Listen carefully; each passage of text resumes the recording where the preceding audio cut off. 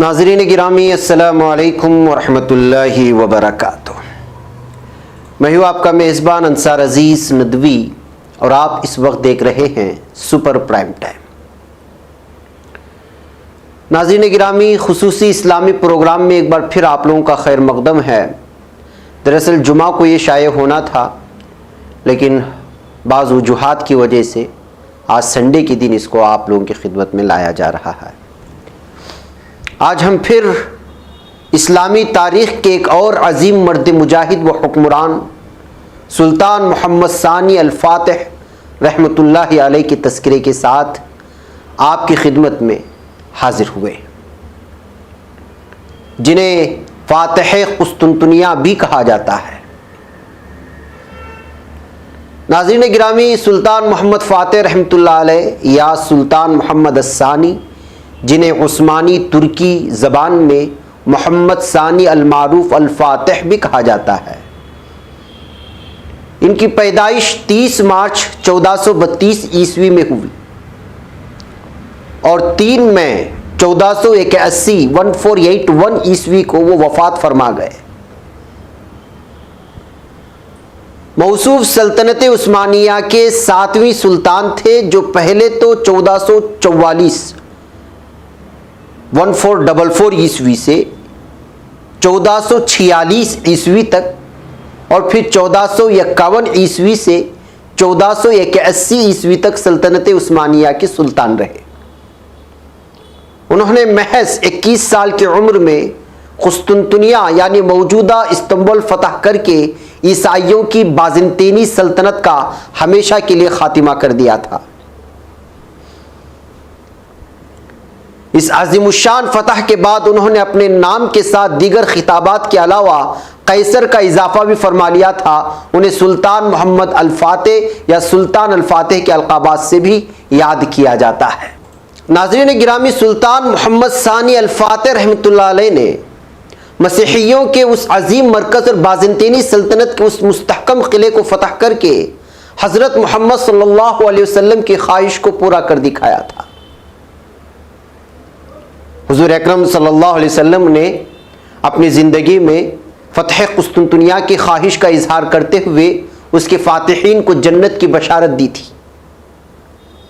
कुस्तुनतुनिया फ़तह करके सुल्तान मोहम्मद सानी रहमतुल्लाह अलैह ने इस्लाम की नामवर हस्तियों में एक मुमताज़ शख्सियत की हैसियत इख्तियार कर ली। कुस्तुनतुनिया फ़तह हुआ और ज़माने ने देखा कि बाज़ंतीनी सल्तनत के 1000 साला गुरूर और तकब्बुर के बुत ओंधे मुँह पड़े हुए थे और कुस्तुनतुनिया की फसील के नीचे पड़े हुए थे।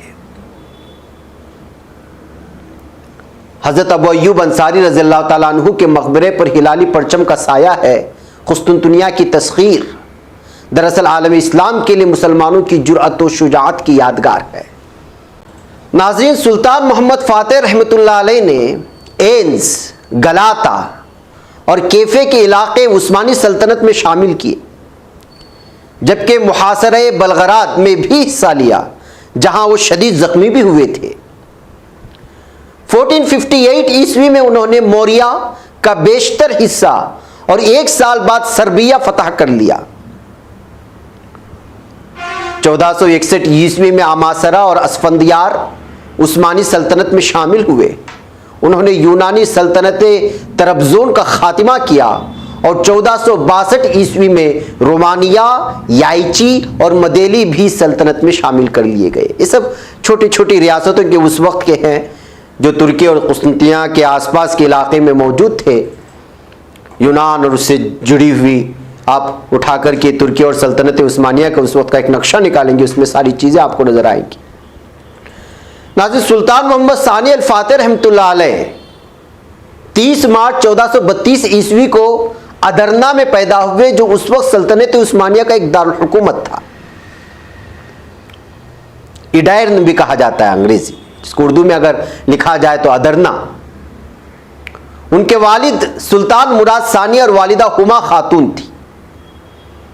11 साल की उम्र में मोहम्मद सानी अल फातिह को अमासिया भेज दिया गया, जहां उन्होंने हुकूमत संभालने की तरबियत हासिल की।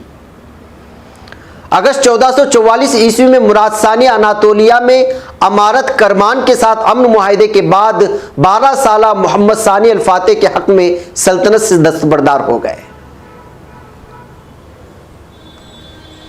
अपने पहले दौरे बादशाहत के दौरान जंग वरना के खदशात के पेश नज़र सुल्तान मोहम्मद अल फातेह ने अपने वालिद मुराद सानी से तख्त संभालने का मुतालबा कर दिया, लेकिन उन्होंने जाहिदाना जिंदगी को तरजीह देते हुए उससे इनकार कर दिया, जिस पर मोहम्मद सानी अल फातेह ने उन्हें खत लिखा जिसमें दर्ज था कि अगर आप सुल्तान हैं तो आइए और फौज की कमान संभालिए, लेकिन अगर मैं सुल्तान हूं तो मैं आपको हुक्म देता हूं कि मेरी फौज की क़ियादत संभाल लें। इस खत के बाद सुल्तान मुराद ने 1444 ईस्वी में जंग वरना में उस्मानी अफवाज की क़ियादत की थी। वह नाज़रीन, मुझे यहां पर एक छोटे से ब्रेक की इजाजत दें। ब्रेक की उस पर कुछ और हक़ाइक़ आप लोगों के सामने रखेंगे। नाज़रीन गिरामी, इस्तक़बाल है सीधी बात के सुपर प्राइम टाइम में। नाज़रीन, 1451 ईस्वी में अपने वालिद सुल्तान मुराद सानी की वफात पर सुल्तान मोहम्मद सानी अल फातेह ने दूसरी मर्तबा तख्त संभाला और 2 साल बाद ही मुहासरे कुस्तुनतुनिया में कामयाबी हासिल करके बाज़ंतीनी सल्तनत का हमेशा के लिए खातिम कर दिया। सुल्तान मोहम्मद फातेह ने अपने लड़ाका बहरी जहाज़ों को लगभग 2 किलोमीटर खुश्की पर से गुजार कर दुश्मन के इलाके में दोबारा पानी में उतार दिया था और फतेह हासिल की थी। एक मुसव्विर ने इस वाक़े की कुछ इस तरह मंजरकशी की है, इस तस्वीर को आप देख सकते हैं। नाज़रीन, इस फतह के बाद सल्तनत मौर्या को फतह किया गया और बाज़ंतीनी हुकूमत की आखिरी निशानी भी 1461 ईस्वी में ख़त्म कर दी गई। कुस्तुनतुनिया की फतह ने सल्तनत उस्मानिया को दुनिया भर में एक शानदार अजमत और इज्जत अता की और उस्मानी पहली बार एक भरपूर क़ुव्वत के तौर पर उभरे। फतह कुस्तुनतुनिया के बाद मोहम्मद सानी अल फातेह ने अपने लिए कैसर रोम का खिताब चुना। फतेह कुस्तुनतुनिया की खुशखबरी एक हदीस में बयान की गई थी, जिसमें आप सल्लल्लाहु अलैहि वसल्लम ने फरमाया कि तुम जरूर कुस्तुनतुनिया को फतह करोगे। वो फातेह भी क्या बाकमाल होगा और वो फौज भी क्या बाकमाल होगी। चुनांचे मोहम्मद सानी रहमतुल्लाह अलैह के नाम के साथ अल फातेह का लाहिका उनके फतुहात की वजह से भी और लफ्ज़ अल फातेह हुजूर अकरम सल्लल्लाहु अलैहि वसल्लम की ज़बान मुबारक से भी अदा हुआ था। इस वजह से ये जोड़ करके देखा जाता है। कुस्तुनतुनिया की फतह ने मोहम्मद सानी अल फातेह को अपनी तवज्जो अनातोलिया पर मरकूज करने की मोहलत दी। मोहम्मद सानी फातेह रहमतुल्लाह अलैह अनातोलिया में कायम तुर्क रियासतों और शिमाली मशरिक़ी अनातोलिया की मसीही सल्तनत तरब्ज़ोन का खातिमा करके एशियाई कूचक को एक सियासी वहदत में तब्दील करना चाहते थे। अनातोलिया को मुकम्मल फतह करने की सूरत में ही वो यूरोप में मज़ीद फतुहात हासिल कर सकते थे और उस वक्त अनातोलिया सबसे मजबूत इलाका और किला माना जाता था।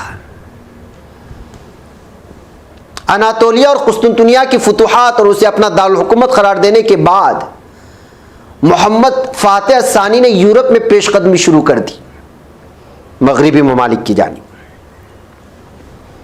वो साबिक रूमी सल्तनत को सल्तनत उस्मानिया के परचम तले लाना चाहते थे, जिसके लिए उन्होंने 1480 ईस्वी में इटली पर हमला किया, जिसका मकसद रोम पर हमला करके 751 ईस्वी के बाद पहली मर्तबा रोमी सल्तनत को दोबारा एकजा करना था और पहले मरहले में उन्होंने 1480 ईस्वी में ओट्रांटो फतह कर लिया।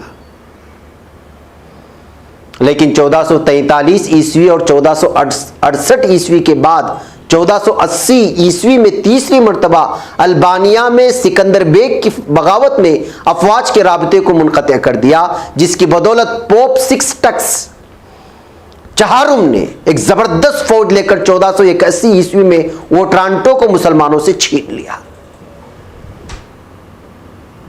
अपने ही लोगों की बगावत की वजह से मुनाफिक हर जगह पाए जाते हैं।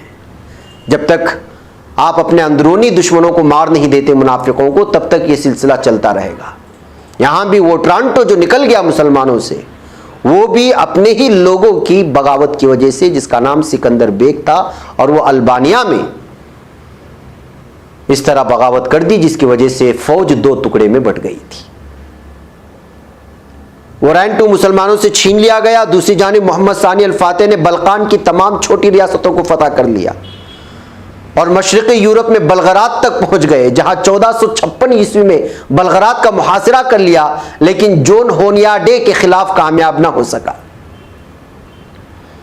जोन होनियाडे बलगरात का उस वक्त का किंग था। 1462 ईस्वी में उनका अफलाक के शहजादे वलीड सोम ड्रेकोला, वेलेड सुवम थर्ड ड्रेकोला जिसको कहा जाता है, उससे भी तसादुम हुआ। ये सब ईसाई राजा महाराजा थे। 1475 ईस्वी में उस्मानियों को जंग वेस्लोई में मालदोवा के स्टीफन आजम, स्टीफन द ग्रेट नाम से जो तारीख में जाने जाते हैं, उनके हाथों शिकस्त हो गई। ये 1475 की बात है उस्मानियों, और ये जो जंग हुई उसका नाम जंग वेस्लोई कहा जाता है। चंद शिकस्तों के बावजूद मोहम्मद फातेह के दौर में उस्मानी सल्तनत का रकबा काफी वसी हो चुका था। नहीं थी कि फतेह पर फतेह करते जा रहे थे, कहीं शिकस्त हो रही थी और कहीं फतेहयाब होते जा रहे थे। मोहम्मद सानी अल फातेह रहमतुल्लाह अलैह एक अजीम फातेह होने के साथ साथ इल्म हुनर के भी सरपरस्त थे।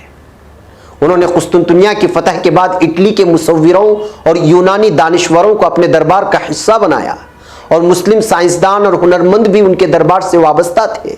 उन्होंने कुस्तुनतुनिया में एक जामिया कायम की और फातेह मस्जिद समेत कई मसाजिद, नहरें और तोपो सराय, जिसे टोपी कापी सराय कहा जाता है, जिसे अजायब घर या म्यूजियम भी कहते हैं, उसको बनाया गया। मोहम्मद सानी अल फातेह रहमतुल्लाह अलैह का दौर रवादारी और बर्दाश्त का दौर समझा जाता है, जिसमें उन्होंने मफतूह बाज़ंतीनियों के साथ नेक सलूक किया, जो कुरून वस्ता की यूरोपियों के लिए हैरान कुन था। मोहम्मद सानी अल फातेह रहमतुल्लाह अलैह के दौर हुकूमत में सल्तनत के मसीहियों और यहूदियों के साथ मिसाली सलूक किया जाता था और उन्हें हर किस्म की खुद मुख्तारी हासिल थी। जैसा कि इब्तिदा में भी कहा गया कि मोहम्मद सानी अल फातेह रहमतुल्लाह अलैह 3 मई 1481 ईस्वी को इंतकाल कर गए। उनका मकबरा इस्तांबुल में फातेह मस्जिद के बराबर में इस वक्त भी पाया जाता है। आप जाएंगे तो वहां आपको जरूर एक मकबरा मिलेगा।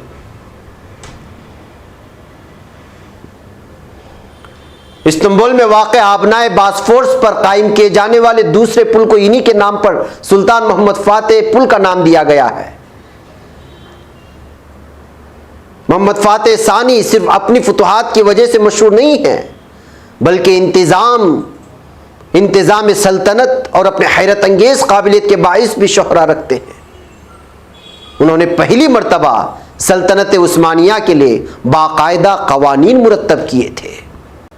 जी हाँ नाजरीन, मोहम्मद सानी अल फातेह के बाद उनका बेटा बायजीद सानी तख्त नशीन हुए, जिन्होंने 30 साल तक हुकूमत की थी।